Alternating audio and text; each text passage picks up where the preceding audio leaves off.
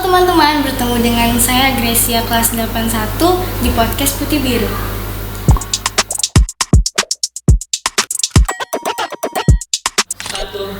Oke teman-teman, kita sudah kedatangan tamu. Beliau-beliau ini adalah guru-guru BK di SMP 2 Pesawaran. Halo Bapak. Hai Grace. Halo Gimana juga. nih kabar Bapak Pak Sugi sama Pak Erwin? Iya. Apa tanya? Gak. Bagaimana kabar Pak Erwin dan Pak Sugi? Alhamdulillah sehat, kita baik. Gimana awalnya Bapak bisa menjadi seperti sekarang, menjadi guru BK gitu? Iya, terima kasih sekali siswa yang telah bertanya kepada kami selaku guru BK. Pertanyaan sangat bagus sekali bagi siswa itu. Pada awalnya kami memang sebenarnya dari awal kuliahnya bermacam-macam permasalahan yang dilihat ini.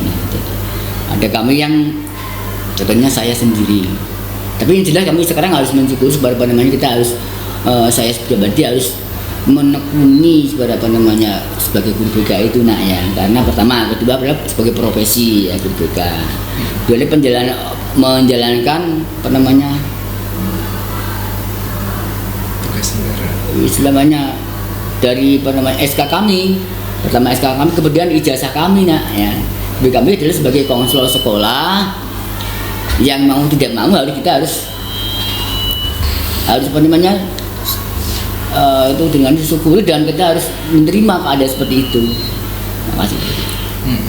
Jadi memang basic kita adalah BK, makanya kenapa BK?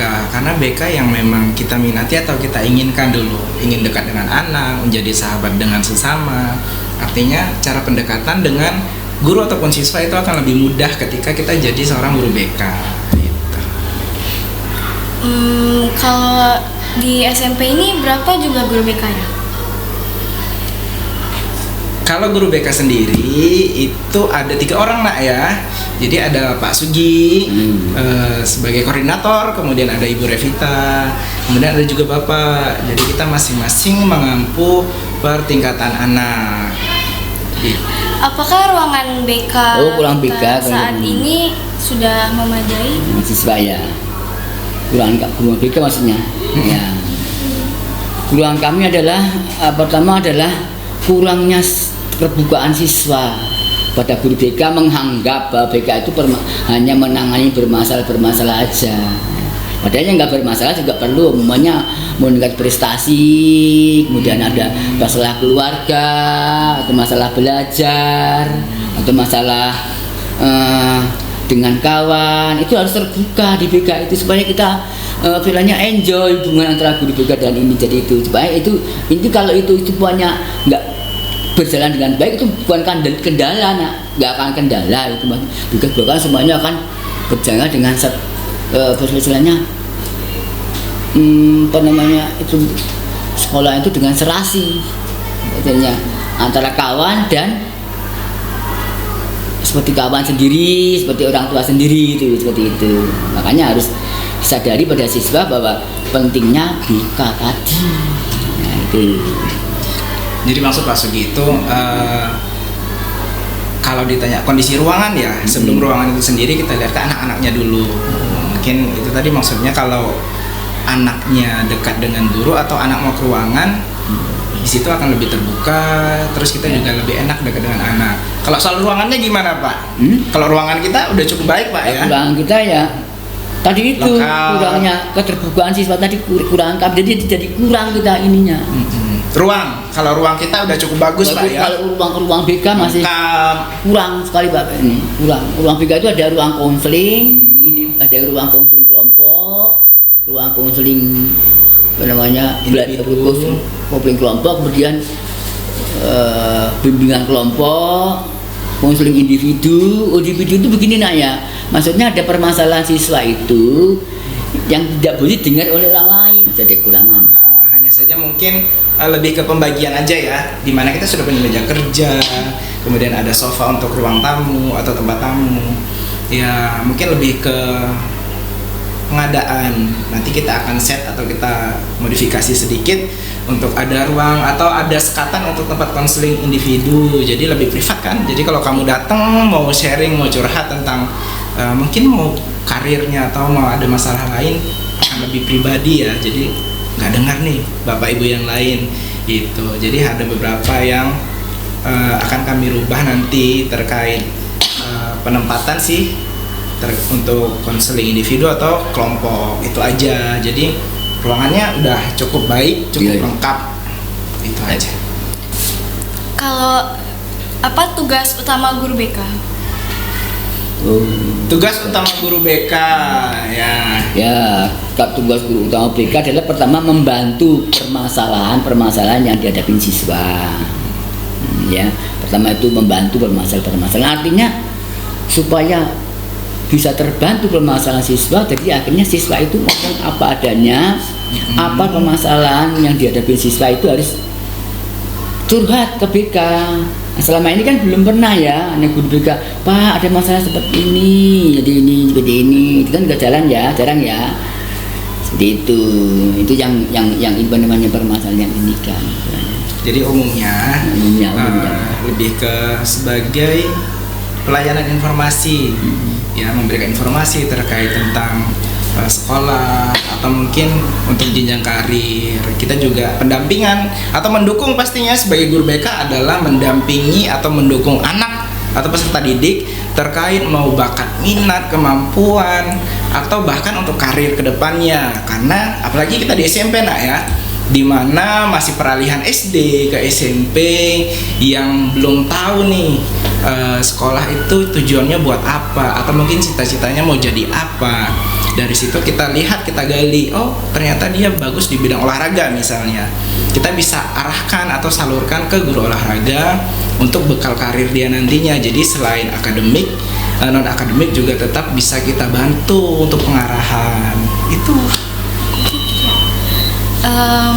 Bagaimana kondisi siswa di SMP 2 secara umum tentang permasalahan di sekolah? Kondisi siswa tentang permasalahan umum. Permasalahan umum di sekolah kita, Pak, ini. Iya, masalah umum itu ya. Kondisi siswa secara permasalahan umum ya, bahwa siswa itu kurang menyadari tentang dirinya. Artinya begini loh, pada hakikatnya siswa itu umpamanya banyak tugas-tugas atau keadaan orang tuanya di rumah atau kesibukan dia di rumah atau banyak kegiatan di rumah, dia tuh enggak kurang bertanggung jawab, menyadari bahwa dia itu sibuk di rumah, membagi waktu. Ini siswa seperti itu yang masalah yang rumit sekali diindikan. Umumnya siswa itu dari keadaan ekonomi orang tua, dia itu sehingga akan akan mengikuti kawannya yang tidak sesuai dengan keadaan kondisi orang tua. Akhirnya dia tuh timbulnya nakal atau buat ini, silakan. Ya, jadi kalau permasalahan mungkin salah satunya itu Pak ya, terkait mungkin soal penerimaan. Maksud Pak Sugito itu tadi anak SD masuk SMP, peralihan, jadi dia masih memahami nih, oh ternyata budaya atau kebiasaan SMP lebih disiplin misalnya, dengan contoh kecil waktu kita masuk lebih awal atau pulangnya lebih lama, itu lebih ke disiplin. Atau mungkin masalah-masalah lain sejauh ini hanya disiplin atau soal penerimaan diri dengan lingkungan yang berbeda, artinya membawa atau menyesuaikan dengan kebiasaan di SMP nih itu. Oke, selain itu perihal bakat atau kemampuan anak kita juga banyak ya Pak di sekolah ini. Artinya baik, sekolah kita bagus, buktinya kita ini bisa berkompetensi. Nah ini tingkat nasional, ada juga di tingkat provinsi, tingkat ini ya, karena di BK ini misalnya menjurus ke bukan hanya ke ini ke mata pelajaran, ke ini keterampilan, banyak siswa-siswa kita yang terampilannya bagus olahraga, misalnya olahraga, kemudian kemarin itu pernah Catur ada. ya kan. Di kelas 9 kemudian renang. Ya, IPA, renang ya kan. Itu banyak sains kan ya, IPA tadi itu udah bisa naik dia, kemudian potensi bagus sebenarnya. Tapi ya tadi itu kalau kita bermasalah ke masalah memang ya ada masalah aja, tapi kalau potensi potensinya ada. SMP itu bagus ya. Banyak, artinya banyak juga Pak ya. Lebih banyak potensi. Ya, lebih banyak potensi yang mereka belum tahu. Makanya di sini kita bantu untuk pahami. Mungkin yang suka olahraga, contohnya itu tadi diarahkan atau digali untuk peminatan olahraganya, ya Pak ya. Jadi dengan guru hebat kita di sekolahan ini bisa mengarahkan atau membina, muncullah mungkin yang dibakat olahraga. Kemudian ada yang di sains itu dibantu oleh guru IPA, Pak ya. Atau lain sebagainya, banyak. Baik di bidang pramuka juga Pak ya. Oh iya, pramuka bagus juga ya. Tadi tuh banyak yang mendapat piala dan kami itu istilahnya ke kompetisi di Bandar Lampung, seluruh Lampung kita ini. Jadi kalau jadi saya kira SMP kita nggak kalah amat kalau macam ini. Kalau masalah kan istilahnya masalah kan ya namanya. Permasalahan itu malah hal individu kan ya. Bukan secara umum bagus. Jadi banyak anak yang punya potensi yang bisa kita salurkan di sini dengan banyaknya kegiatan ekskul juga ada kan Pak ya. Itu tadi, jadi anak bisa punya wadah untuk menyalurkan dan punya guru atau mungkin punya pendamping yang bisa mengarahkan juga di bakat minatnya. Itu cukup? Itu Ya. Kalau permasalahan yang sering muncul di SMP ini apa Pak biasanya? Masalah yang sering muncul di SMP Pak biasanya disiplin paling Pak ya. Iya. Soal anak yang terlambat datang mungkin. Iya. Atau masalah-masalah belajar. Masalah apa namanya ya, termasuk baca tanggung jawab seorang siswa lah, bagaimana PS Ya, gitu tugas. Di antaranya tugas. Jadi Dan yang terakhir dari gini ya, siswa itu nggak menjadi pentingnya guru BK itu. Kalau pentingnya guru BK sebenarnya nggak akan kerja seperti itu. Nah, sana ada itu, ya kan ya, gitu kan. ya.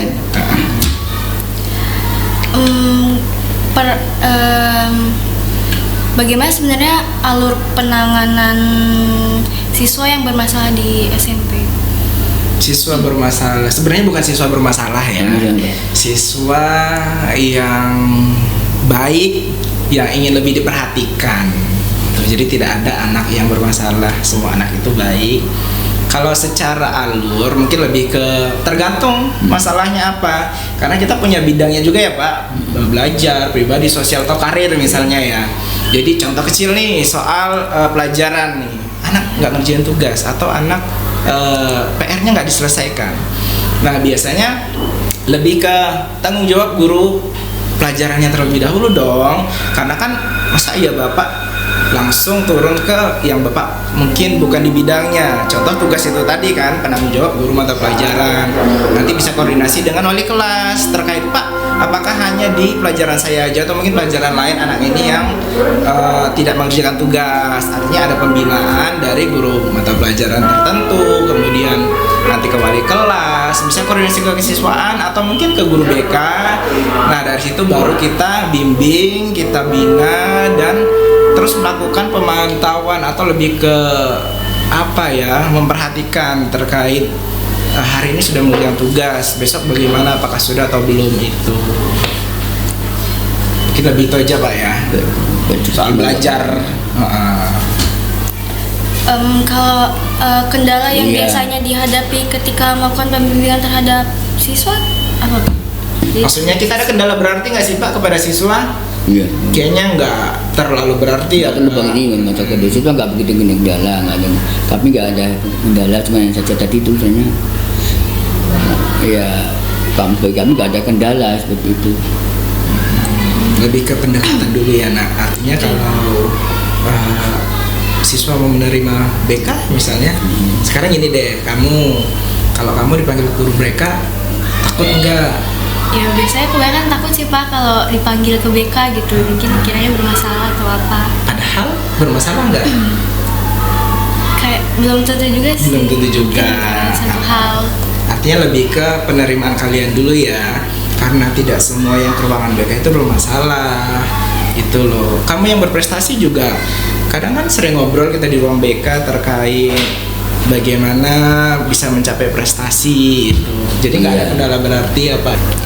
Kalau biasanya tuh perubahan yang terjadi kalau siswa udah dibimbing sama guru BK tuh gimana Pak?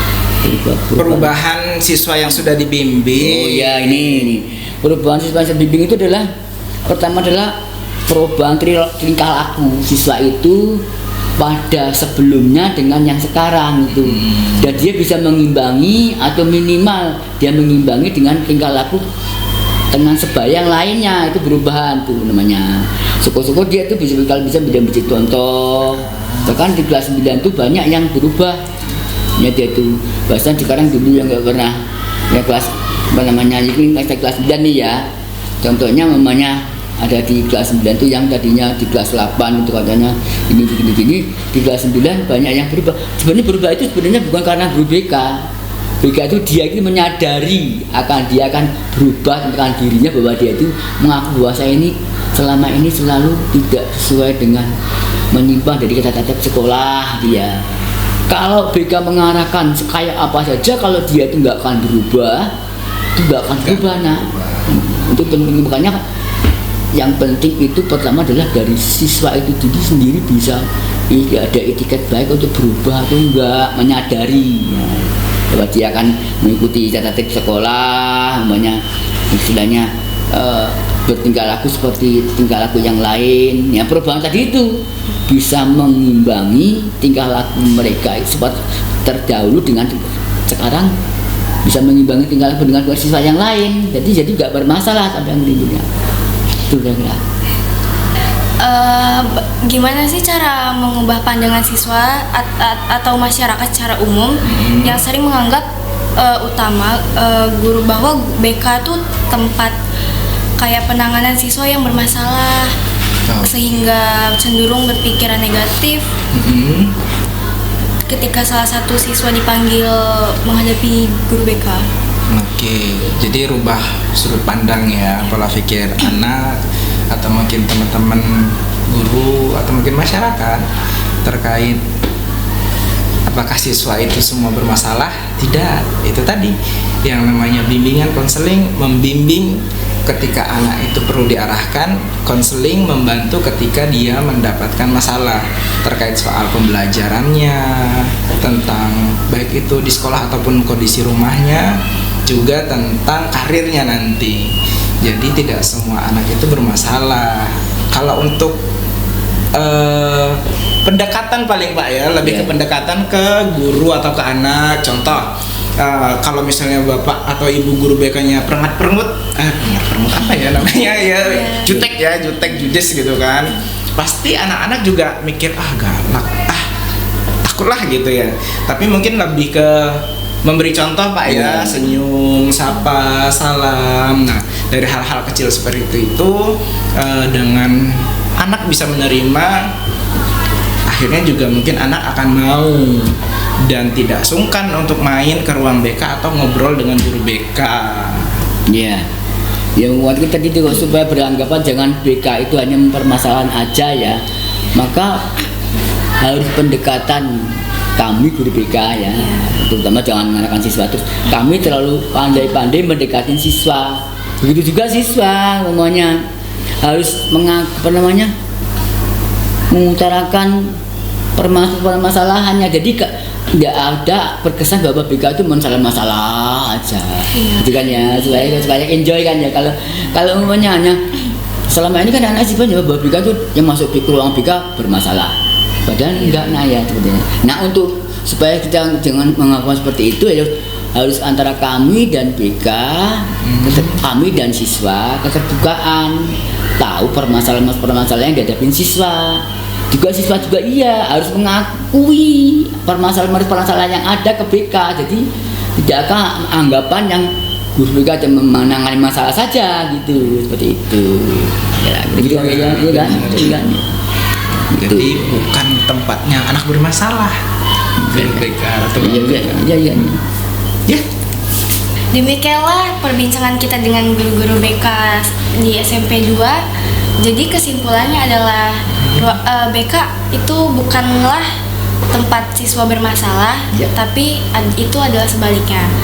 BK ini adalah tempat mencari solusi-solusi baik dalam pembelajaran di sekolah. Guru-guru BK adalah sahabat siswa. Terima kasih sudah menonton. Sampai jumpa.